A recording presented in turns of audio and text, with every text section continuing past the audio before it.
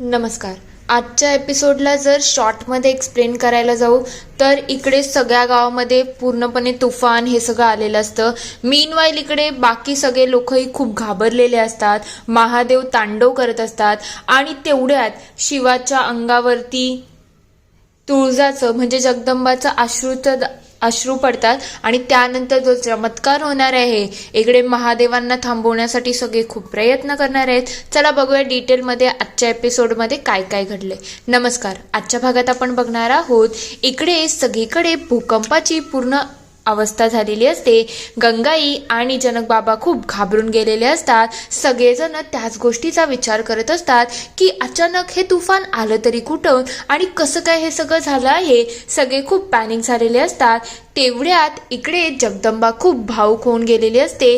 तिला काय करावं काही सुधरत नसतं. इकडे महिपती नभाजी सगळ्यांना खूप काळजी वाटत असते. दैत्यगुरु सुद्धा खूप घाबरलेले असतात आणि महिषासूर सुद्धा खूप चिडलेला असतो कारण की महादेवांनी तांडव सुरू केलेला असतो आणि तांडवाचा परिणाम सगळीकडे पूर्ण सृष्टीवरती होत असतो. तेवढ्यात इकडे पूर्ण वेलींनी शिवाला पकडून ठेवलेलं असतं.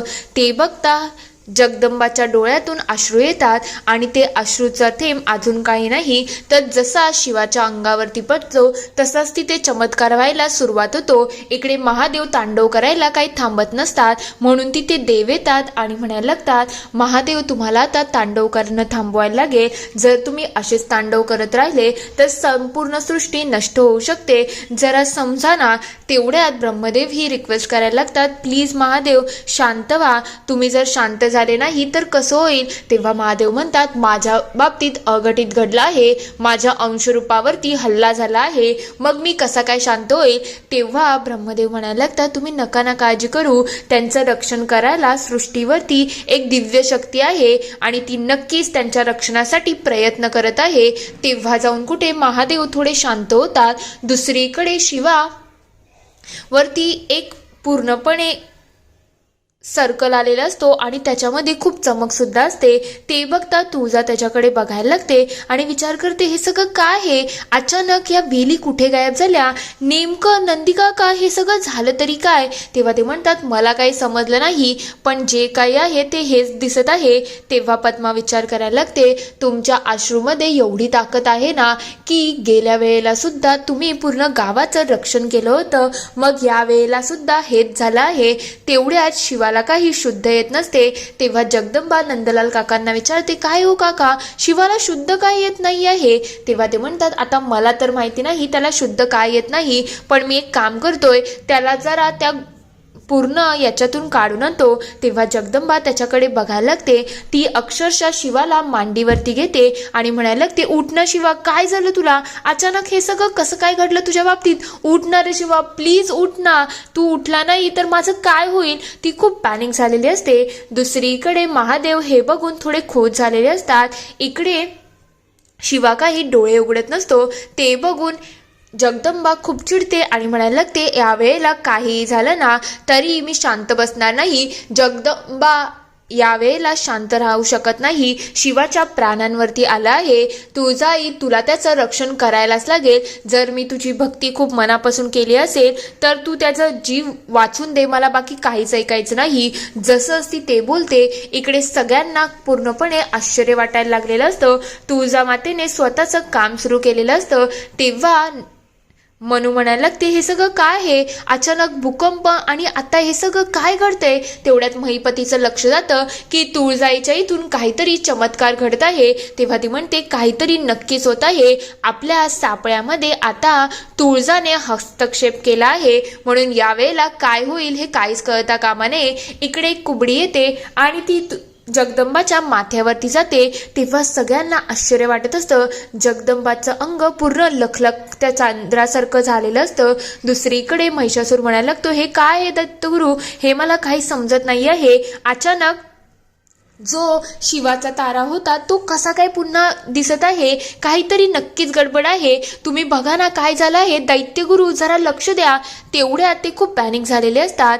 इकडे जगदंबाला तिच्या खऱ्या रूपाची जाण येते आणि ती अक्षरशः तुळजाच्या रूपात आलेली असते. तिच्या मागोमाग तुळजाई सुद्धा आलेल्या असतात आणि त्या म्हणायला लागतात, यावेळेला मी जे रचलं आहे त्याच्यामध्ये काहीच वेगळं होणार नाही आणि विधिलिखित जे आहे ना त्यामध्ये कोणीही कितीही परिवर्तन करण्याचा प्रयत्न केला तर ते मी होऊ देणार नाही. त्या त्यांच्या चमत्काराने शिवाला प्राणदान देत असतात. हे बघता महिषासूर म्हणायला लागतो, हे काय आहे दैत्यगुरु, हे जर खरं झालं तर आपल्या जीवावरती बेतू शकतो, हे कसं काय खरं होऊ शकतं, तुम्ही बघा ना. तेव्हा ते म्हणतात, याच्यामध्ये आता तुळजा काम करत आहे आणि तुळजाच्या कामामध्ये आपण काही मध्ये करू शकत नाही आणि जर शिवा वाचला तर गोष्टी वेगळ्याच घडून जातील. इकडे शिवाला शक्ती देऊन तुळजाई तिथून निघून जात असते, पण इकडे महादेव खूप खुश असतात. तेवढ्यात दैत्यगुरु म्हणायला लागतात, म्हणजे नियतीचं चक्र पूर्णपणे बदलून गेलेलं आहे. शिवाचं प्राण वाचण्यासाठी तुळजा स्वतःहून रूप घेऊन आली आहे. मग आता आपण याच्यामध्ये काहीच करू शकत नाही. आपला प्लॅन पूर्णपणे उद्ध्वस्त झाला आहे. दुसरीकडे इकडे तुळजाई जशी जाते तसंच जगदंबा ही स्वतःच्या रिअल रूपामध्ये येते आणि मूर्छित होऊन तिथून पडून जाते. तेवढ्यात शिवाला जाग येते आणि ते बघता महादेव आणि बाकी सगळे देव खूप खुश झालेले असतात. तेवढ्यात शिवाला बघता नंदलाल म्हणायला लागतो, प्रभू तुम्हाला बघून मला खूप आनंद होत आहे. तुम्हाला माहिती नाही तुम्ही आजारी असताना माझी अवस्था काय झाली होती. असं तुमचं रूप गेलं असतं तर मी काय केलं असतं, मला खरंच काही समजत नव्हतं. तेव्हा शिवा म्हणायला लागतो, नको एवढा पॅनिक होऊ, प्रत्येक गोष्टीमध्ये पॅनिक व्हायची गरज नाही आहे. मी इथे आहे ना, मग आता तू का घाबरतोय, सगळं चांगलंच होऊन जाईल. तेवढ्यात त्यांचं लक्ष जातं की जगदंबा इकडे मूर्छित आहे. तेव्हा तो म्हणतो, खरं म्हटलं तर इथे मी जगदंबाच्या रक्षणासाठी आलो आहे, पण दरवेळेला जगदंबाच माझा जीव वाचवते. हे दुसऱ्यांदा झालं आहे की जगदंबाने माझा जीव वाचवला आहे. तेव्हा नंदलाल काका विचारतात, काय ग असं कसं काय होऊ शकतं. तेव्हा तो म्हणतो, पहिल्यांदा जेव्हा मला त्या झोपडीमध्ये अडकवलं होतं तेव्हा जगदंबाने पूजा करून माझं प्राण मला वापस दिलं होतं आणि आता सुद्धा माझ्या विरुद्ध जेव्हा षडयंत्र झालं तेव्हाही तिने तिच्या शक्तीने मला पुन्हा वाचवलं आहे. तेवढ्यात ते जगदंबाला उठवतात आणि जगदंबाला जशी जाग येते तेव्हा ती म्हणते, शिवा तू ठीक आहेस ना, सगळं व्यवस्थित आहे ना. तेव्हा तो म्हणतो, बघ मी कसा दिसतोय, ठीक आहे ना. तेव्हा जगदंबा खूप खुश होते. तेवढ्यात तिथे महिपती आणि बाकी सगळे आलेले असतात. जगदंबा एवढी खुश होते की ती अक्षरशः शिवाला मिठी मारते आणि तिच्या डोळ्यामध्ये पाणी आलेलं असतं. हे सगळं बघितल्यानंतर इकडे महिपती खूप चिडलेला असतो की ही जगदंबा त्याला कशी काय मिठी मारू शकते. ती जशीच त्याला मिठी मारते तसंच ते दोघंही कैलासामध्ये पोचतात आणि जगदंबा डोळे उघडते आणि आजूबाजूला बघून ती आश्चर्यचकित होते, हे सगळं काय आहे. म्हणून ती शिवाला लगेच बाजूला करते. तेव्हा ती म्हणते, शिवा अचानक कसं काय आणि काय झालं, मला काहीच कळलं नाही, काही कोणी सांगते का. तेव्हा नंदलाल म्हणायला लागतो, कसं आहे माहिती का, काय झालं हे काहीच सांगू शकत नाही, पण तू तुळजाईला हाक मारली होती आणि त्यांनी शिवाच्या प्राणाचं रक्षण केलं आहे असं मला वाटतंय. ते सगळे लगेच गावामध्ये यायला निघतात. तेवढ्यात तिथे जनक बाबा येतात आणि म्हणायला लागतात, काय ग शिवा ठीक तर आहे ना, त्याच्यावरचं संकट गेलं ना.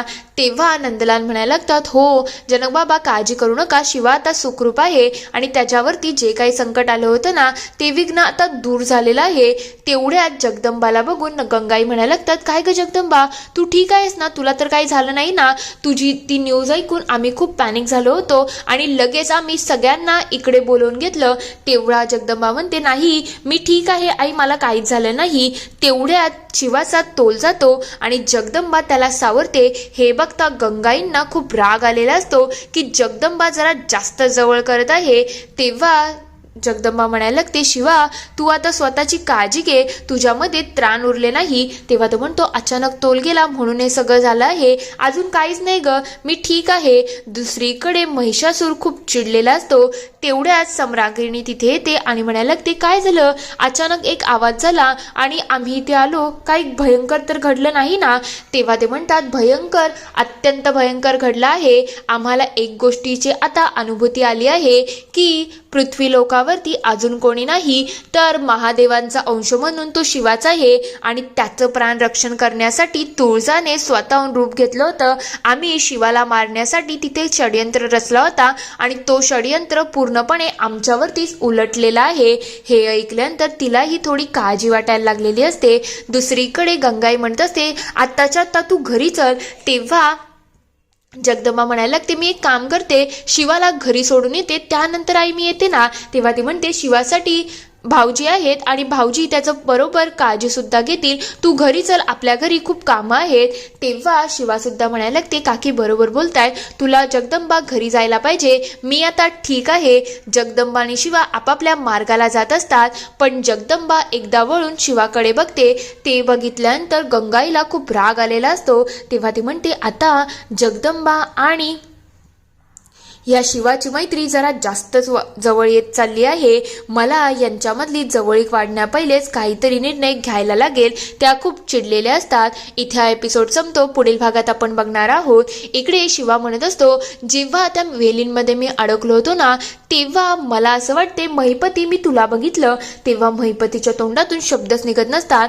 ते ऐकता जगदंबा म्हणायला लागते, काय रे महिपती, आम्हाला खरं खरं सांग, तू शिवाला तिथे बघितलं होतं, मग त्याला वाचवायला का गेला नाही? हे ऐकल्यानंतर त्याच्या तोंडातली पूर्णपणे शब्दच गेलेले असतात. दुसरीकडे गंगाई म्हणत असते, काय ग, तू कुठे गेली होती? एवढी रात्र झाली, एवढा वेळ लागतो का घरी यायला? तेव्हा ती म्हणते, काय नाही, मी तर शिवाला जेवण द्यायला गेली होती. तेव्हा ते म्हणतात, आज मी तुझ्या मर्जीचं सगळं चालवून घेतलं आहे, पण पुन्हा असं होणार नाही. उद्या तुला साडी नेसायची आहे आणि मी जे सांगते तेच करायचं आहे. हे ऐकल्यानंतर तुळजाच्या चेहऱ्याचा रंग सोडून गेलेला असतो. इथे हा पूर्ण एपिसोड संपतो. आता नेमकं गंगाई जगदंबाला काय करायला लावतायत, तुम्हाला काय वाटतं ते मला कमेंटमध्ये नक्की कळवा. व्हिडिओ आवडला असेल तर लाईक